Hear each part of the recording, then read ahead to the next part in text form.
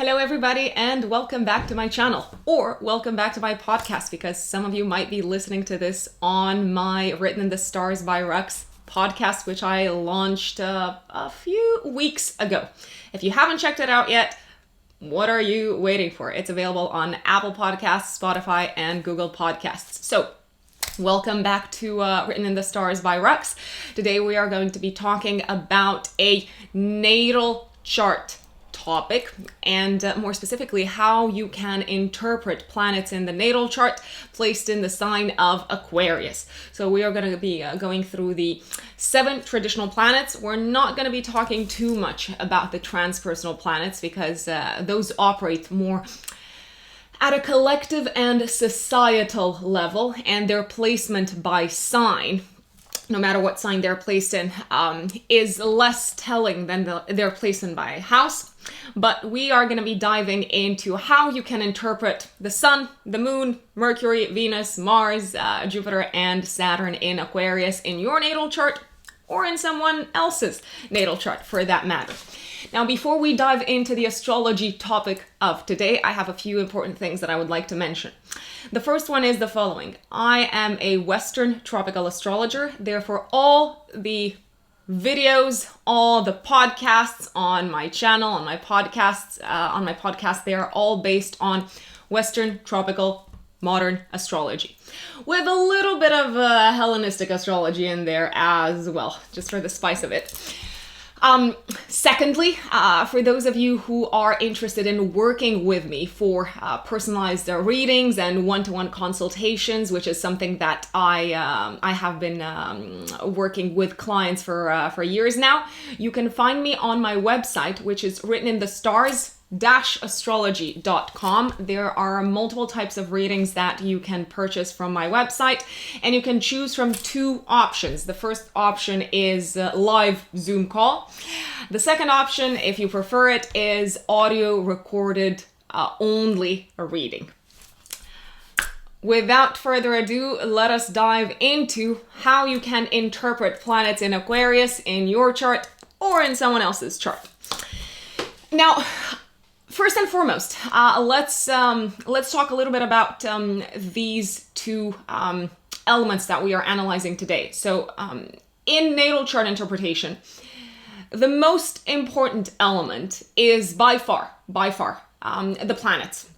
The planets are the real MVPs because the planets bring a certain type of energy in our life. Or looking at it differently, you could say that each of the 7 traditional planets represent a part of our psyche that wants to express itself, that is waiting to manifest itself. They all represent principles of our psyche, and sometimes they operate at odds with each other, and that is absolutely fine. I haven't met any single human person being on this planet who isn't suffering from internal conflicts. It's the nature of humanity, ultimately. So don't get fazed by the fact that you might have planetary placements in your chart that seem to be operating at odds with each other. It is absolutely normal, and it's part of our journey in life, in this incarnation, to find a way to maintain balance and equilibrium. Now, the planets, to use a metaphor from cinematography in our chart, are the actors. Each and every one of them wants to act out, wants to play out its energy. And the signs, on the other hand, are the costumes that the planets, aka the actors, put on. For instance, to give you an example, the Sun is our ego, and the Sun in Aquarius is going to act out very differently compared to a Sun in Cancer, for instance. The Sun is always going to represent the ego and our sense of vitality and our urge to express ourselves. But the way we are going to express ourselves in our life is going to differ based on the sign that the Sun and every other planet is placed in. Now, let's talk a little bit about how the sun in Aquarius is likely to play out in someone's natal chart. So the sun governs our ego, our pride, the values that we want to embody, the values that we want to be applauded, acknowledged, and appreciated for. The sun is our sense of identity.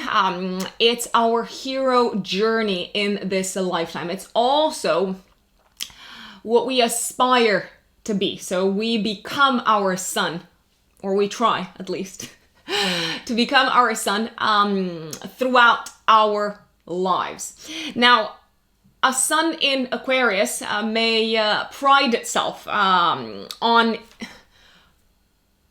being part of a community, on feeling a sense of belonging to a wider group of people, to a bigger cause, a greater cause than just its own individual and personal life. One of the major values that the sun in Aquarius upholds has to do with equality, fairness, and respecting everyone's human rights and everyone's freedoms and liberties, you could say.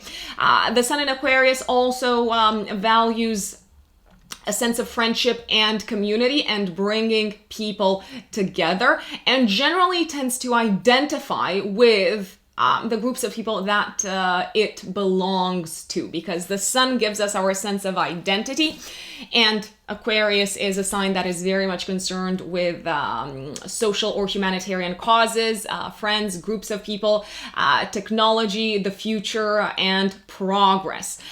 The sun in Aquarius may also want to be acknowledged and applauded and recognized for upholding very progressive values in sometimes a very direct and even combative way, you could say. Now, the moon principle, the moon energy in our chart governs over our emotions, our subconscious, our feelings. It represents our inner needs that make us feel safe and secure, and it also shows how we want to be nurtured. And the moon in Aquarius, how can you interpret this in someone's chart? There is a very high chance that someone with this placement might look at friends as some sort of family, and might actually seek a family within the friendship group, because the moon is also linked with domesticity and with home life. In terms of needs, you could very well say that the moon in Aquarius has a very strong need to belong to a tribe, to belong to a group of people, and doesn't really feel at ease or at home if it doesn't belong, or if it doesn't have this wider sense of community. How is the moon in Aquarius nurtured? Well, it is definitely nurtured by social interaction, like all moon and air signs. In general, there is a strong need to socially communicate, interact, exchange opinions, exchange information. However, the moon in Aquarius generally aspires to interact on topics that somehow are linked or serve a bigger cause. A cause that goes beyond the personal, that goes towards the collective, that serves the collective in a certain way. Now, the moon also governs over our feelings, and you could say that the moon in Aquarius has a way of detaching itself from feelings and emotions and trying to objectively analyze and dissect them. So there can be a bit of a fear here of expressing feelings and emotions very directly. And the moon also kicks in when we are stressed, when we operate under stress, under tension. And the instinctive reaction of the moon in Aquarius is to cool things off, to retreat, to cool down, to step away, and very likely to not react conflictually or with very high emotional intensity. On the contrary, the moon in Aquarius might actually be put off by high emotional intensity. Now, how is Mercury in Aquarius likely to manifest itself when it's present in someone's natal chart? Well, Mercury governs how we speak, how we communicate, how we express ourselves. To a certain degree, it also shows what we think about, because Mercury has ruling over the logical mind. What part of the brain is that? The left side part of the brain, I think. I don't know, correct me if I'm wrong, folks.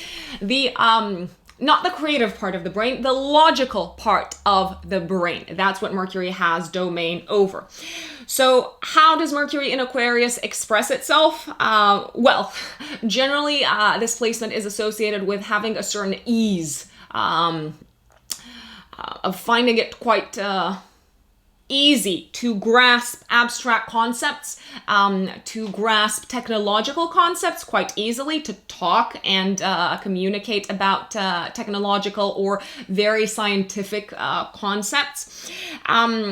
Generally, Mercury in Aquarius enjoys addressing an audience and having a wider audience to address itself to. And even when it's talking to an individual in a one-to-one kind of like setup, there is this air that it gives off of speaking on behalf of others, and also speaking to a wider audience, speaking to groups of people. And generally, Mercury and Aquarius people also may find it very easily to speak on behalf of others, to speak on behalf of the challenges of a group, and to stand up for a group of people. Mercury in Aquarius is associated with progressive thinking, original thinking, out-of-the-box thinking, weirdo thinking, like me, Rux, here. Guilty as charged, Mercury in Aquarius here. Also the Sun in Aquarius, but you knew that already, folks. Independent thinking is also a mark of Mercury in Aquarius. So this type of placement tends to reach its conclusions, tends to reason independently and not allow itself to get influenced very easily by others. On the contrary, it's a very skeptical placement and also a very future-facing placement. There can also be a certain ease when it comes to communicating in scientific language, such as computer programming, for instance, software development, and the such. Now, if you have Venus in Aquarius, or if someone who is in your life has this placement, Venus in Aquarius, Venus is our love language. It is how we attract others. It's our personal magnetism. But Venus also governs over values and what we appreciate in others. It's also how we tend to relate to other people. So Venus in Aquarius can manifest itself as someone who really appreciates and values independence and freedom of expression and individual expression in general, and also who tends to be attracted to people who embody these values, people who are not afraid to fly their freak flag high. It is also attracted and values, Venus in Aquarius, to authenticity, to honesty, to transparency. There is a very high chance, a very high likelihood that lovers are treated as friends and friends might be treated as lovers because Venus is, after all, the planet of love. So relationships can very much occur within the group of friends, within the circle of friends. And this is probably one of the number one placements for the friend zone aspect. In terms of how it approaches romantic relationships, it needs a great deal of space and freedom and independence in romantic relationships, and it tends to give to the partner the same. It allows the other person to live out their life without interference, and it actually, it's a placement that is very, very likely to hate constricting or restricting someone else's freedoms in any shape or form. If you want to put off a Venus in Aquarius romantically, try to control them, try to restrict them, try to rein them in, try to ask them where have they been, with whom, for how long, and why they didn't get home in time. And they're very likely to vanish out of your life. In romantic relationships, this is a placement that values a very, very strong mental and intellectual connection. And Venus also shows what we love and appreciate in general and what brings us pleasure in day-to-day life. And there can be a very high appreciation of technology and gadgets. Now, if you have Mars in Aquarius, or someone you know has Mars in Aquarius, Mars governs our instinct of survival, our stamina, how we assert ourselves, how we fight, and what we are likely to fight for. So Mars in Aquarius is very likely to stand up and fight and assert itself and let out steam and anger for group causes. So it's gonna be a massive, massive defender and protector of groups. And also for friends. And there can also be competition between friends, I would say. Mars in Aquarius can also be a leader of groups, and it can find it very easy to lead and to stand up in groups of people and within big audiences. How does Mars in Aquarius fight? Well, with objectivity, the facts, the analysis, and with a certain degree of detachment and aloofness and coldness. So you're not going to see them kind of like get red in the face, but you're probably going to see them start throwing facts and numbers at you and rational arguments. If you upset a Mars in Aquarius, then they're very likely going to give you the cold shoulder. So if they're not responding to your texts, then they're probably upset. Now, if you have Jupiter in Aquarius, Jupiter is the great benefic, the bringer of good luck, of privileges, of prosperity, and of optimism and faith. Jupiter shows where we feel lucky in our chart and what we have faith in. So Jupiter in Aquarius might give someone friends in high places and opportunities coming their way from friends in high places. Jupiter in Aquarius gets a sense of faith and optimism and positivity in life when it is surrounded by friends. It believes in equality and fairness and giving everyone a shot and giving everyone equal opportunities. One of its mottos, whatever you want to call it, because Jupiter also rules over philosophy, is probably going to be live and let live. Opportunities and benefits might come your way, Jupiter and Aquarius folks, from groups of friends, from alliances, and from the tribes and the groups of people that you identify with. Last but not least, friends can also be made whilst traveling or whilst finding yourself abroad, and friends might also be foreign in some shape or form. They might belong to a different culture, and friends can also act as mentors or the other way around, dear Jupiter and Aquarius people. Now, if you have Saturn in Aquarius, which is one of the placements in the sky as we speak, so a lot of babies born this year, next year, and until March 2023 will have this placement. So Saturn is the principle of duty, of responsibility. Saturn makes us feel like we're not good enough, so we got to work real hard in order to compensate. And if we run away from Saturn, then it makes us feel really guilty and bad and afraid and bitter. So the remedy to Saturn is more Saturn. So Saturn in Aquarius. What is your duty? You might feel like you have a sense of duty to learn, to accept, and also to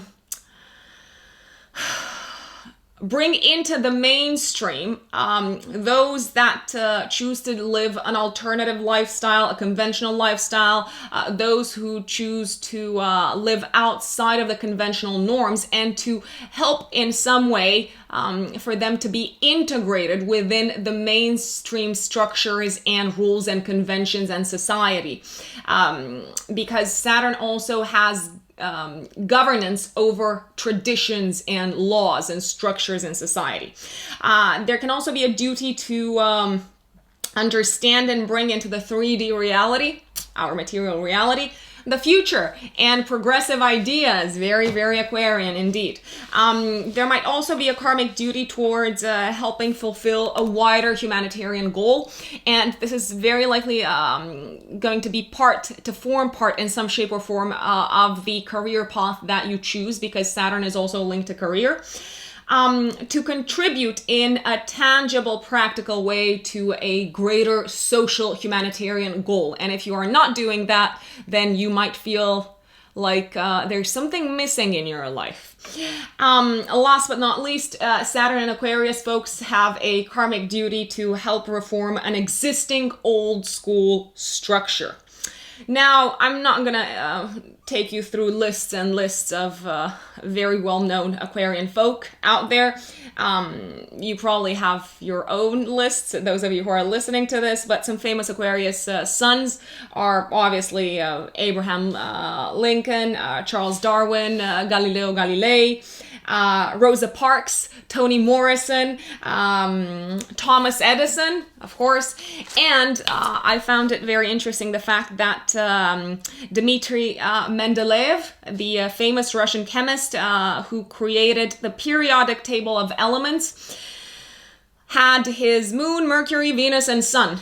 I mean, we can know for a fact his Mercury, Venus, and sun. We can't be really sure of the moon because we might not have his exact time of birth. But essentially, he revolutionized the world of chemistry as we know it. Aquarius has a very, very strong affinity with the world of science, with technological revolution, with disrupting the status quo and bringing the future into reality. So whatever planets you have in the sign of Aquarius, that is a part of your psyche that wants to break free from the norm, wants to break free from conventions, wants to be free to express itself in a futuristic, individual, edgy, out-of-the-box way. So if you try to hold it in, to rein it in, to suppress it, it's really gonna turn into a massive, massive rebel. Now, if you do not want to identify with the part of yourself that you have placed in the sign of Aquarius, or with the planet that you have placed in the sign of Aquarius, you might actually project it onto others. So let's say you have Mercury in Aquarius, and you actually have some placements in the chart that make you want to kind of like bite your tongue when you're about to say something that goes against the norm or the upheld belief. And then you can project your Mercury in Aquarius in the 7th house onto the types of partners that you attract, who can be very outspoken, very direct, very, very honest about their unconventional ideas and ways of thinking. So I hope I have given you some food for thought. Thank you once again for joining me today. It's been a pleasure to do this. If you haven't subscribed to my YouTube channel or to my podcast, once again, Written in the Stars by Rux, the podcast available on Spotify, Apple Podcasts, and Google Podcasts. What are you waiting for? What are you waiting for, people? You can also contact me, don't forget, for personalized readings and one-to-one consultations through my website, which is writteninthestars-astrology.com. Happy Aquarius season. Happy Age of Aquarius, people. I will see you next time. Bye.